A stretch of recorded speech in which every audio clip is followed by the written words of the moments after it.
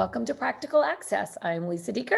And I'm Rebecca Hines, and we're excited for 2021. Yes, yay, we're here.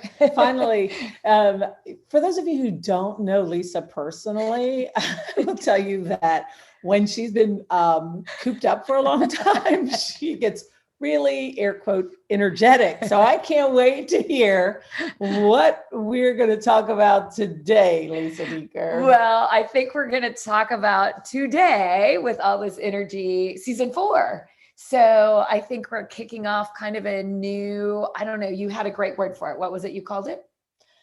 What did I call it? Spring renewal. I think renewal. It was renewal. Thank That's you. what we were like, 2021 renewal, but spring renewal. And so I think we're thinking this season through the spring, we're going to ask teachers to send us problems that they'd like some renewal ideas, how to renew some practices. And we have a few already lined up. I'm excited about this season. But today, Lisa, I think we might want to start with laying out the types of things to think about in this new year. Yeah. And so, I always start really simple, and you're going to probably laugh at this one, but, when you go back to school online, or, I hate to say it, but spring is a time of puberty.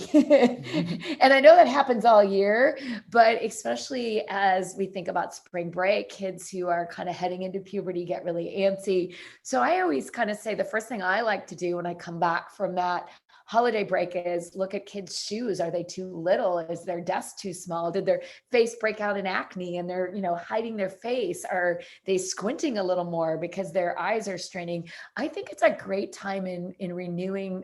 In my classroom, I would always kind of say, what's different about these students? Did they have a good holiday break? Did they not? But I always like to kind of start with kind of where are they at, not only emotionally, but physically as a human being, and kind of renew my approach to them. If they're a little more grown up and a little bit taller than me, how do I treat them that way? I tend to be, for those who don't know me, a little bit short. So when I, got into anything above 4th grade, the boys would outgrow me really fast. And so I think that's a really important piece. And for your kids that are online, kind of looking at their faces and saying, are they coming back with a smile or a frown? And what does that look like? So not just socially, emotionally, but physically, I think we often forget in renewing for the spring. And I think one of the good points that you made there is we as teachers always assume, I like to overgeneralize. We don't always assume, but we sometimes assume everybody had a good break. Yeah. Everybody had a good time. And I do think it's a good time to take stock of our students and to figure out what do they need right now. Even you mentioned some hygiene types of things. When I taught in a self-contained classroom for students with emotional behavioral disorders, a lot of times my kids did not come back happy, and they did not necessarily come back well groomed. I would do things like have the local dentist give me some little dentist packs, and I would greet them with those on their first day back. Some little self-care packs just as a gift to them, but to encourage that idea of really refreshing. Yeah. And, as we renew with teachers, we always like to talk with parents. It's also a good time to investigate things like deodorant, shaving, toothbrush. I know my son in middle school would, go up and wet his toothbrush.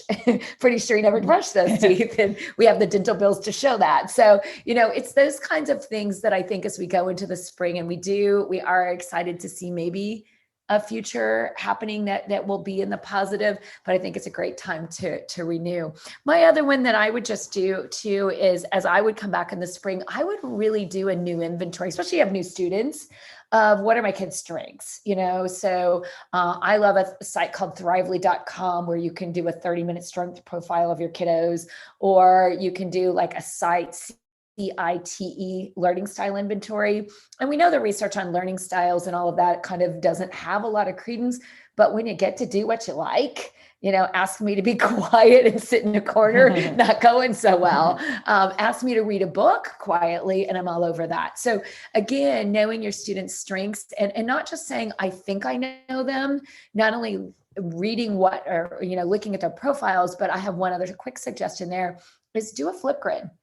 And have the kids on a flip grid tell you 3 things they liked about the fall and 3 things they hope to do more in the spring. So they don't have to criticize your teaching, but they could say, yeah, I really wish we did more reading books silently, or more. You might be surprised what you find out. Usually it's that quiet kid in the corner that didn't tell you what they want that might have some real wisdom to shape your classroom for the spring. Yeah, I think that's a great suggestion to get some feedback from kids going into this new semester. A lot of the things that we'll do obviously are going to be shaped by our continuing pandemic, but I'm curious to see how things unfold in terms of actual going back to face and what this is going to look like, part 2 of this school year. Thoughts? Yeah, well, I think I think online will be with us forever. I think everybody expects a little bit of difference. I think homework will be more online than it used to be. I know you and I used to be like, get rid of the paper pencil. Well, now it's gone. It's a choice. I think everything should be about choice. But I also think in the classroom, we'll see more utilization. Like, you and I both love co-teaching. But it's noisy when you put kids in 3 stations. But I could be on headsets and my kids could all be on Zoom and we could be online and it not be noisy. Whereas you could be doing something loud and obnoxious in another section of the room.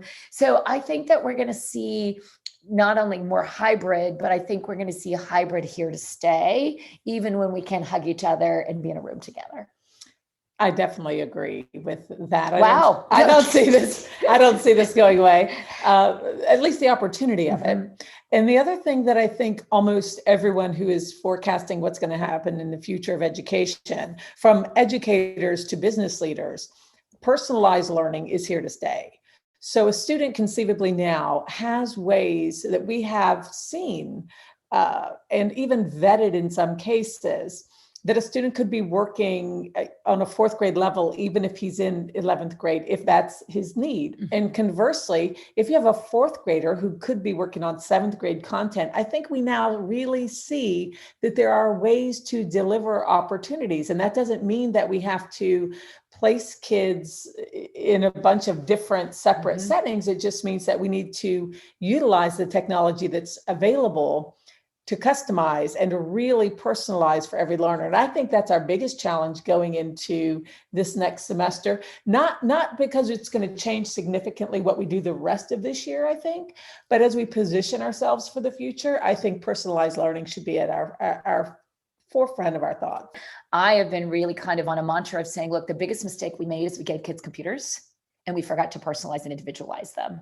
I mean, you and I both have very different working styles on our laptop. Yours is the hunt and find, and mine's the color folder organized. And it works for both of us in a different way. And I think that what we haven't done for kids with reading disabilities or writing struggles is really say, oh, you not only have it, how do we personalize it so that you no longer have to pick up a pencil ever? Because I don't think spelling, I'm sorry, teachers, but if you're still giving spelling tests, I believe kids should be picking the right spelling word, because you give me 3 words and let me pick the right one. Because guess what? That's what the computer has me doing. I'm probably not going to need to start from beginning to end. I know that's probably going to be controversial for some of you, Dr. But in your renewal, think about, could kid A be finding the right spelling? Kid B may still find some benefit from spelling, but I think that's where we've got to go, is take the technology and, as you said, make it personalized and individualized. What about in the classroom space? What's your thoughts there?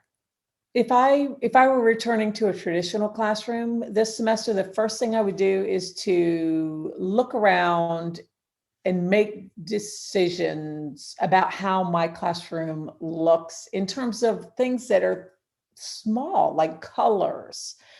Here's my challenge to you guys who are teaching right now. Go online first and search color palettes for spring.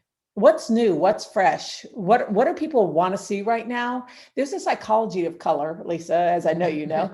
And I listen, nobody has time to go in and paint their classroom. I was going to say, nor can you. Are you allowed to sometimes? Yeah. However, there are tons of people who have been cooped up for so long. They would love the opportunity to do something in their community. Yeah. And I think you can find volunteer groups to help you refresh anything you need to in your classroom if you're strategic, whether it's a service club in your area, whether it's a high school service club, whether it's a college service club. There are organizations who could come in and help you give your classroom a real refresh, not only color-wise, but furniture-wise, moving things and redesigning, as I know you think is important. Well, and I think it's funny because I know of a teacher who, of course, wasn't allowed to paint because it was some union rule, and I get it. And what she did is she got all her kids to make quilt squares and got a quilting club, and she covered her walls in quilts. And it was the kids' work, talk about a refresh. And she said, I didn't do anything. Once I told the little old quilting ladies, they bought the quilting piece. Which oddly seems like more of a fire hazard than the paint change, but I think it's a great idea. Yeah. Well, and again, sometimes there's different rules in different places. Maybe it was fireproof quilting. I don't know. But anyway, I do think that's what spring is about. And then my last piece of advice, and I think this is important for you, for me, for all of the world right now, but it's so important for our precious teachers and our parents of kids with disabilities doing so much, and that's self-care. And I really think Spring Renewal should be a plan to take care of you first, because I think the best teachers realize they need to be healthy so their kids can be healthy. So I do hope as part of your Spring Renewal plan, you'll not only get some pretty fire hazard materials or colors, but you'll think of something, whether it's, a daily walk, reading something you enjoy, just ending the day. I know of a great school that they end the day every day with every teacher writing some great thing they heard from their students today as they walk out the door. And then each of them the kids get to see something that the teacher saw as positive, but something that says, I'm taking care of me. Listen to our podcast on your drive home, or any podcast that makes you happy. And I think really you as a teacher taking care of yourself really is important. Definitely. And to our listeners, we will be really digging into problems of practice in this season. So today we're just kicking off the topic in general. We hope that everyone is safe and well. And we also recognize that we're in Florida, so we're thinking spring. And some of you guys are listening during the winter and thinking, wow, you guys are really forecasting months ahead. And we are, because I think that's what is needed right now. We have to think ahead, and we have to make the most of these next few months, but be ready to do something great. Yeah. And so we're ready for the season. If you have ideas, please send them. We're wanting to really make this about your voice and your ideas, on our Facebook page, on our Twitter at Access Practical. And we would love your, what we're calling problems of practice. And our plan is for this season to just take those problems from either a voicemail or an email or a Facebook page, and to give you practical, which we do well, ideas to solve that. So thanks for joining us at Practical Access.